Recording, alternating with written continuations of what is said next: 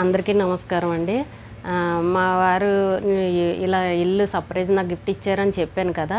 అది ఎలా నాకు సర్ప్రైజ్ ఎలా చేశారనే దాని గురించి నేను మీతో షేర్ చేసుకుంటానండి. మీకు మొన్న సింపుల్‌గానే చెప్పాను. అసలు మేమెవరు, మేమెక్కడుంటాము, అసలు మా మా లైఫ్ జర్నీ ఏంటి, మా మధ్య అసలు ఎన్ని ట్విస్టులు జరిగాయో, ఈ ఇల్లు విషయంలో ఎన్ని ట్విస్టులు జరిగాయనేది నేను అన్నీ కూడా మీతో షేర్ చేసుకుందాం అనుకుంటున్నానండి ఈ రోజున. మాది మా అత్తగారు వాళ్ళది రాజమండ్రి అండి. మా వారు రాజమండ్రి పేపర్ మిల్‌లో వర్క్ చేసేవారు.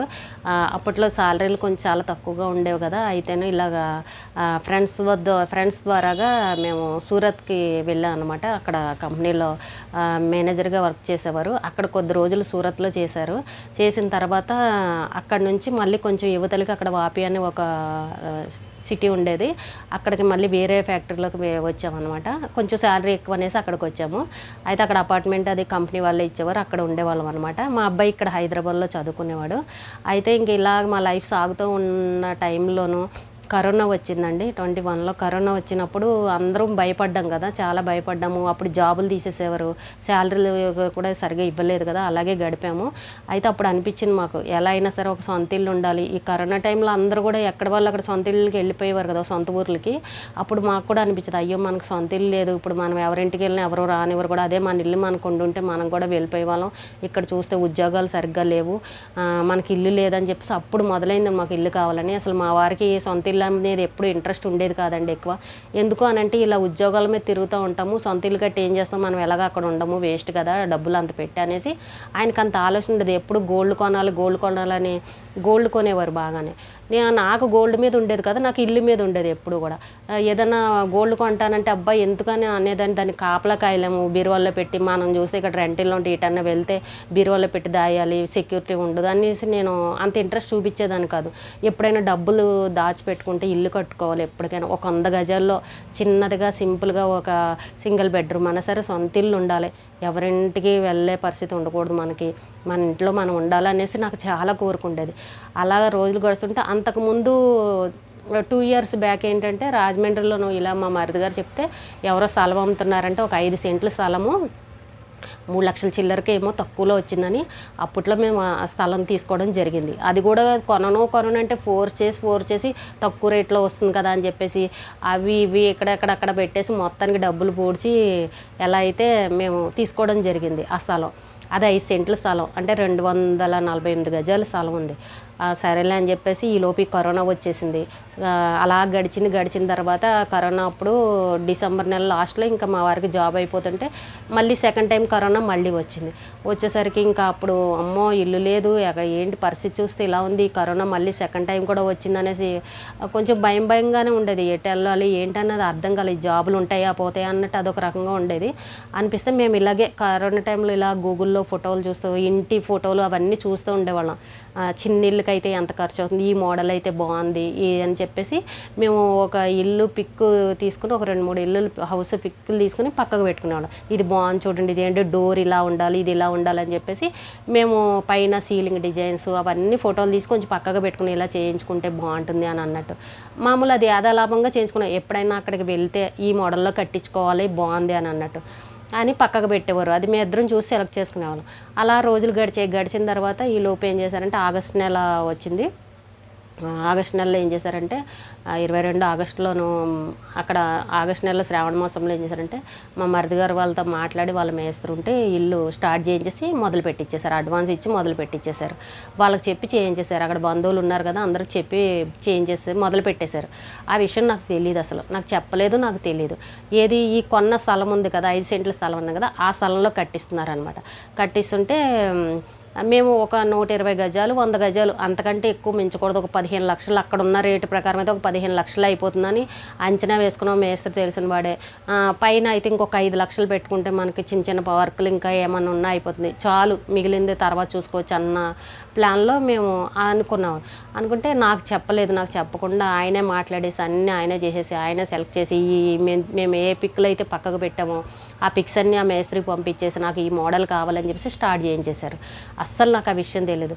ఇంక ఇక్కడ డిసెంబర్లో ఉద్యోగం అయిపోయింది. ఇంక ఇంట్లో ఖాళీగా ఉన్నారు. నేను అన్నా వెళ్ళిపోదాం పదండి, ఇంక ఇక్కడ ఎందుకు ఖాళీగా ఉండను, జాబ్ లేదు, ఇప్పుడు ఇక్కడ కూడా రెంట్ కట్టాలి కదా, ఎందుకు వేస్ట్గా వెళ్ళిపోదాము అక్కడికి వెళ్ళిపోయి మనం నిదానంగా ఒక అద్దెంట్లో ఉండి చిన్నగా మనం దగ్గరుండి ఇల్లు కట్టించుకుందాం ఒక 100 గజాలు అని అంటే వెళ్ళిపోదాం ఆగని చెప్పేసి జనవరి నెలలో అంటేనేమో సంక్రాంతి ఇప్పుడు వెళ్ళకూడదు అని మంచి రోజులు కదా, ఫిబ్రవరి అని అంటే ఫిబ్రవరి ఆగు, ఇంకెక్కడన్నా ఇక్కడ జాబ్ దొరుకుతుందేమో, వేస్ట్గా అక్కడికి వెళ్ళి మాత్రం వెంటనే ఏం చేస్తాము, ఇక్కడ ఎవరైనా పిలిస్తే మళ్ళీ వెళ్దాము ఆగని చెప్పేసి మళ్ళీ ఫిబ్రవరి, అలాగా మార్చి వచ్చింది. మార్చి తర్వాత ఏప్రిల్ వచ్చింది. ఏప్రిల్ వచ్చిన తర్వాత ఎండలు విపరీతంగా ఉంటాయి ఇప్పుడు ఆంధ్రాలోనూ, ఇప్పుడు వెళ్తే అస్సలు ఉండలేము, కొంచెం ఆగు చల్లబడి అన్నారు. సరే మే నెల వచ్చింది. మే నెలలో అంటే ఇప్పుడు కత్తిరి వచ్చింది మే నెలలోనూ. ఈ కత్తిరి నెలలో అసలు ఇల్లులు మారకూడదు, మా ఫ్రెండ్కి చెప్పాను, అక్కడ ఇల్లు తీసుకున్నాడు, అయితే ఆ ఇంట్లో ఎవరో వేరే వాళ్ళు ఉన్నారు, వాళ్ళు ఖాళీ చేయాలన్నా కత్తిరి అడ్డం ఉంది కదా, వాళ్ళు ఖాళీ చేసిన తర్వాత సున్నం అది వేయించి పెయింట్ వేయించేసి అప్పుడు మనకి ఇస్తారు, జూన్ 1 వరకు మనం ఆగాలని చెప్పేసి అంటే జూన్ 5వ తారీఖు టికెట్లు తీయాలంటే మేము మంచి రోజు చూసుకుని జూన్ 5కి టికెట్లు తీసి ముందే టికెట్లు తీసి పెట్టారనమాట. ఒక 20 రోజుల ముందర టికెట్లు తీశారు. టికెట్లు తీసిన తర్వాత ఏం చేసామంటే ఇంకా మాకు పనులు ఉంటాయి కదా, ఈ బండి ఉంది, బండి అది మార్చుకోవాలి, ట్రాన్స్ఫర్ పెట్టుకోవాలి, బ్యాంకు ట్రాన్స్ఫర్లు పెట్టాలి, ఇంకా గ్యాస్ ట్రాన్స్ఫర్ పెట్టాలి, ఇలాంటివన్నీ ట్రాన్స్ఫర్లు పెట్టుకునే పనులు ఉన్నాయని చెప్పేసి మేము ప్రతిరోజు అక్కడికి ఇక్కడికి బండి గురించి దీని గురించి అన్నిటికీ ఆఫీసుల చుట్టూ తిరిగి అవన్నీ ట్రాన్స్ఫర్లకి అన్నీ మేము కాగితాలు చేసుకుంటూ ఉన్నాం. ఈ లోపు ఆ జూన్ 5వ తారీఖు టికెట్లు అని అనేసి 6వ తారీఖు మేము బయలుదేరాలి. 5వ తారీఖున ఏం చేసామంటే ప్యాకర్స్ వాళ్ళకి బుక్ చేసాం. 5వ తారీఖున ప్యాకింగ్ చేసి వాళ్ళు పంపించేస్తే మనం నెక్స్ట్ డే 6వ తారీఖున ట్రైన్ టికెట్లు చేసుకున్నాం అనమాట. ఆ సూరత్ వెళ్ళి ఎక్కేలాగా చేసుకున్నాం. అయితే ఇంకా అప్పుడు ఏమైందనంటే మేము ఇలా తిరుగుతూ ఉన్న సమయంలో ఆఫీసులు కట్టి తిరుగుతుంటే మామూలుగా జనరల్గా ఇంట్లో ఇంకొక వారంలో బయలుదేరుతాం అనగా మా వారాన్ని ఎవరు ఊరికే ఇగో ఈ చీర బాగుంది కొనుక్కో అని చెప్పేసి ఒక చీర చూపించారు, పట్టు చీర, అది 4500 ఏముందిదండి. ఇదేంటి ఇప్పుడు ఈ పచ్చి బుక్ చేస్తున్నాను ఆన్లైన్లో, చీర చాలా బాగుందని, ఇదేంటి ఇప్పుడు నాకు చీర ఎందుకు, మన ఇంట్లో పెళ్ళా పేరెంట్వా ఏమన్నా పుట్టినరోజులా, అసలు ఇప్పుడు చీర ఎవరు కొనమని అడిగారు, నేనేం అడగలే కదా, అయినా 4500 చీర ఇప్పుడు ఎందుకు, బాగుంది చాలా బాగుంది, నీకు బాగుంటుంది ఈ చీర తీసుకో, ఎప్పటికైనా ఉంటుంది కదా, ఏమైంది కట్టుకోవచ్చు తర్వాత అని చెప్పేసి కొనేస్తున్నాను ఆన్లైన్లో అంటే వద్దు అని చెప్పేసి నేను ఆ రోజు బాగా కసురుకున్నా. ఏంటి ఇప్పుడు చీర నేను బోళ్ళు ఖర్చు ఉంది ఎదరా, మనం ప్యాకింగ్ చేసుకు వెళ్ళాలి, అక్కడికి వెళ్ళాక మళ్ళీ అద్దులు కట్టుకోవాలి, అసలు రూపాయి అంటే మీకు ఇది లేదు, ఇప్పుడు ఏముందని నాకు చీర కొంటారు, మన ఇంట్లో ఏమైనా పెళ్ళి ఉందా అని చెప్పేసి అలా విసుక్కుని ఆ చీరని కొనకుండా ఆపేశాను. ఏంటి అని అంటే అక్కడ ఇల్లు తయారవుతుంది, దీనికి సర్ప్రైజ్ ఇవ్వాలి, అక్కడికి వెళ్ళగానే ఈ చీర కట్టుకుంటుందా అన్న ఆలోచనలో ఏదో మొత్తానికి ఆయన ఆలోచించి ఆ చీర కొంటానని బలవంతం పెడితే నేను వద్దని ఆపేశాను. అలా కొద్ది రోజులు మళ్ళీ ఒక 4 రోజులు గడిచిన తర్వాత నీకో సర్ప్రైజ్ ఇస్తున్నా, నీకో సర్ప్రైజ్ గిఫ్ట్ ఇస్తున్నా, నీకో సర్ప్రైజ్ గిఫ్ట్ ఇస్తున్నాను, నిన్న ఒక చోటకి తీసుకెళ్తాను ఆంధ్రాకి వెళ్ళిన తర్వాత అన్నారు.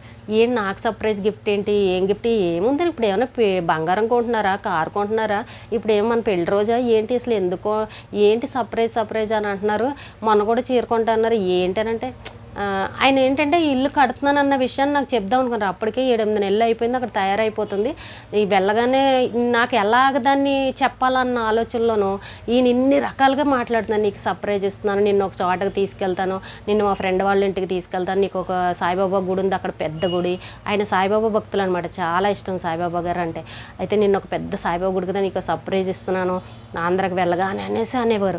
ఏంటి నాకు ఇలా సర్ప్రైజ్ ఏముందని, నేను అస్సలు ఇల్లు అన్న మాట అయితే అస్సలు నా ఊహలో లేదండి. అసలు ఊరికే మేము అనుకున్నాం కానీ అక్కడ మనుషులు లేకుండా ఎవరు లేకుండా ఇంత ఇలా కట్టిస్తారని అసలు నాకు ఊహలోనే లేదు, వెళ్ళాక కట్టుకోవాలన్న ఇదిలోనే ఉన్నాను. ఇంకా నేను అన్నీ సర్దుకునే ఇవి అన్నీ సర్దుకోవడం చేసుకోవడం ఈ గొడవలోనే ఉన్నాను తప్ప ఇల్లు ఆలోచనే నాకు అసలు లేదనమాట. నాకు ఎలా చెప్పాలని నేను ప్రయత్నం చేస్తుంటే నీకు సర్ప్రైజ్ గిఫ్ట్ అంటే నాకు ఏ సర్ప్రైజులు వద్దు, ఇప్పుడు బంగారం కొంటున్నారు, కారు కొంటున్నారు, అవి ఏం పెట్టుకోకండి, ఇప్పుడు డబ్బులు తగలేయకండి, ఎదరు మనకు బోల్డ్ ఖర్చు ఉందని చెప్పేసానంటే అక్కడ మాట దాటేసాము. ఇంకా అయిపోయింది, ఆయన సైలెంట్ అయిపోయి నేను సైలెంట్. ఇంకా 5వ తారీఖు వచ్చింది, మేము ప్యాకర్స్ వాళ్ళందరినీ పిలిచేసాము, ప్యాకింగ్లు చేస్తున్నారు. చూడండి ఇక్కడ ఈ వీడియోలు నేను సరదాగా తీసాను అనమాట. వాళ్ళు ప్యాక్ చేస్తుంటే అబ్బా భలే చేస్తున్నారే, ఇల్లు మారాలంటే ఇంత ఈజీగా అయిపోతుంది, అమ్మో మనం ఇంతకుముందు ఇల్లులు మారాలంటే డబ్బాలు ఒలికిపోయి ఇవి ఒలికిపోయి అవి పగిలిపోయి ఇంత పెంట అయ్యేది, చూడండి చక్కగా వీళ్ళు ఎంత బాగా చేస్తున్నారు అని చెప్పేసి నేను ఊరికే ఆ వీడియోలు తీసి మా అక్క వాళ్ళకి పంపిద్దాం అన్నట్టు తీసాను అనమాట. కానీ ఆ వీడియోలే ఈ రోజు ఇలా మెమరీస్గా మిగిలిపోతాయి అని అయితే నేను అస్సలు అనుకోలేదండి. ఇగో చూడండి ఈ వీడియోలు ఎంత ఇదిగా ఉన్నాయి, కొన్ని వీడియోలే తీశాను. అయిన తర్వాత ప్యాకింగ్లు చేసేసాం, ప్యాకర్స్ వాళ్ళకి ఇచ్చేసాము, వాళ్ళు బయలుదేరిపోయారు 5వ తారీఖున. మేము అదే రోజు సాయంత్రం సూరత్కి వచ్చాము. మా ట్రైన్ సూరత్ నుంచి రాజమండ్రికి వెళ్ళాలన్నమాట. అక్కడ నుండి మాకు టికెట్లు దొరికాయి. ఇంకా అయితే ఆ సాయంత్రం సూరత్కి వచ్చి అక్కడ నైట్ హోటల్లో ఉండి తెల్లారి పొద్దున్నే 6 గంటలకి రాజమండ్రి అదే కాకినాడ బయలుదేరే ట్రైన్ అయితే ఎక్కేసాము. రాజమండ్రి వెళ్ళాలి కాబట్టి ఎక్కేసిన తర్వాత ట్రైన్లో కూడా నాకు చెప్పడానికి ప్రయత్నం చేశారు. ఏదేదో చెప్తూ ఉన్నారు. నేను ఏం చేశానంటే అప్పుడు ఆయన నాకు చెప్పడానికి నేను అన్నాను, కరోనా వచ్చింది, మా అమ్మని చూసి నేను చాలా రోజులైంది కదా, నేను తాడేపల్లిగూడెంలో దిగిపోతాను, ట్రైన్ అట్టే వెళ్తుంది కాబట్టి ఏలూరులో దిగిపోయి నేను తాడేపల్లిగూడెం వెళ్ళిపోతాను, మా అమ్మ దగ్గర ఒక 3-4 రోజులు ఉంటాను, ఆ తర్వాత నుంచే అక్కడికి వస్తాను, ఇంకా ఆ ఇంటికి వచ్చామంటే ఈ లోపు సామాన్లు అయితే రావు కదా, 5 రోజులు పడుతుంది ఈ సామాన్లు రావడానికి, ఈ 3 రోజులు 4 రోజులు నేను ఇక్కడ ఉంటాను, మీరు మీ చెల్లి వాళ్ళ ఇంట్లోనో మీ అక్క అదే మీ తమ్ముడు వాళ్ళ ఇంట్లో ఉండండి, నేను ఇక్కడ ఉంటాను, ఆ సామాన్లు వచ్చాక నాకు ఫోన్ చేయండి, నేను అప్పుడు వచ్చేస్తాను, ఎంతసేపు ఇప్పుడు సామాన్లు లేని దానికి ఇంతమంది వాళ్ళ ఇంట్లో నేను మా అమ్మ వాళ్ళ ఇంట్లో ఉంటాను, నేను 4 రోజులు అని చెప్పాను. సరే అయితే నువ్వు అలా వెళ్ళి నేను ఫోన్ చేశాక వద్దుగానని చెప్పారు. చెప్పిన తర్వాత నేను ఏలూరు రాగానే ఈ ట్రైన్ మా తాడేపల్లిగూడెంలో ఆగదనమాట, నేను ఏలూరులో దిగిపోయి ఇంకా అక్కడ నుంచి వేరే బస్సులోకి నేను వెళ్ళాను. ఇంకా ఆయన డైరెక్ట్ ట్రైన్లోనే ఉండిపోయి రాజమండ్రికి వెళ్ళిపోయారు. వాళ్ళ సిస్టర్ వాళ్ళు అక్కడ ఆడపడుచు వాళ్ళు పికప్ చేసుకున్నారు ఆయన అక్కడే అటు వెళ్ళిపోయారు. నేను మా అమ్మ వాళ్ళ ఇంటికి వెళ్ళిపోయాను అనమాట. వెళ్ళిపోయిన తర్వాత ఆ తర్వాత నాకు ఆ ఇల్లు ఎలా సర్ప్రైజ్ ఇచ్చారు అనేది నేను నెక్స్ట్ వీడియోలో చెప్తాను. ఇలా చాలా ట్విస్ట్లు అయితే ఉన్నాయండి ఇందులోను, మెమరీస్ కూడా నాకు చాలా ఉన్నాయి. నేను మళ్ళీ నెక్స్ట్ వీడియోలో చెప్తాను, లెంత్ ఎక్కువైపోతుంది. ఈ రోజుకి ఇదేనండి, రేపటి వీడియోలో మళ్ళీ చెప్తాను.